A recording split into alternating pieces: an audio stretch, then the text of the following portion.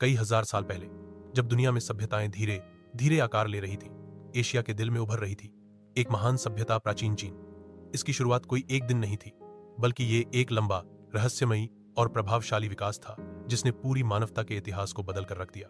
इस कहानी की शुरुआत होती है पीली नदी, येलो रिवर के किनारों से।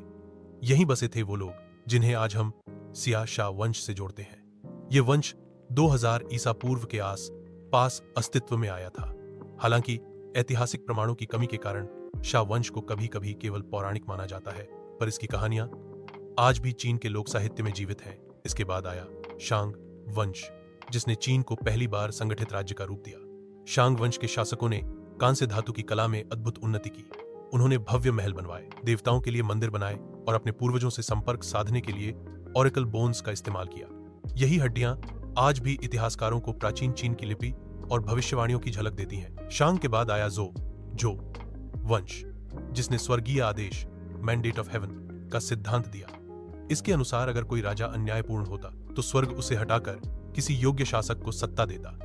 यही विचार आने वाले हजारों साल तक चीन की राजनीति और समाज का आधार बना रहा। झो काल में ही कन्फ्यूशियस और लाओ जू जैसे महान दार्शनिकों का जन्म हुआ।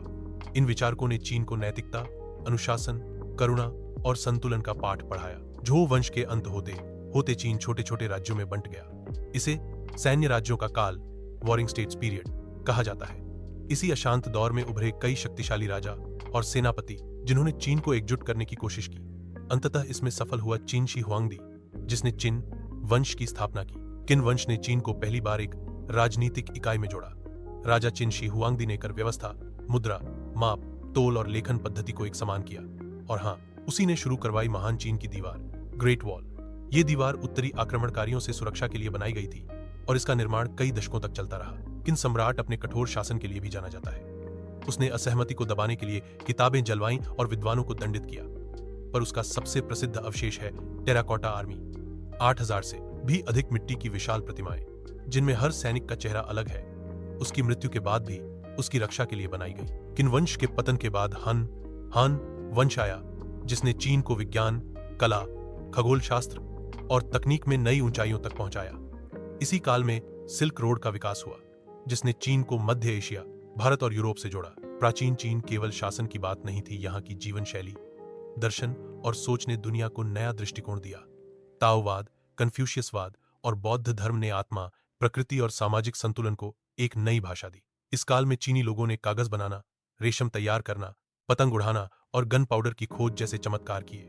ये सब उस युग में हुआ जब दुनिया के बहुत से हिस्सों में लोग अभी भी आदिम जीवन जी रहे थे। चीन की सभ्यता में पारिवारिक मूल्य, पूर्वजों की पूजा और समाज में सामंजस्य को अत्यंत महत्व दिया जाता था। वहां का साहित्य, कविता, चित्रकला और संगीत जीवन के हर पहलू से जुड़ा था। तो यह थी प्राचीन चीन की अद्भुत यात्रा, एक ऐसी संस्कृति जिसने समय की रेत में अपनी अमिट छाप छोड़ी। इसका प्रभाव केवल चीन तक सीमित नहीं रहा, बल्कि पूरे एशिया और फिर दुनिया पर पड़ा। आज भी जब हम चीन की दीवार को देखते हैं, टेराकोटा सैनिकों की आंखों में झांकते हैं या कन्फ्यूशियस के विचारों को पढ़ते हैं, तो हमें एहसास होता है कि यह सभ्यता केवल इतिहास नहीं, बल्कि आज भी हमारी सोच में जिंदा है। यह थी प्राचीन चीन की कहानी, एक ऐसी दास्तान जो 2000 ईसा पूर्व से शुरू हुई पर कभी खत्म नहीं हुई।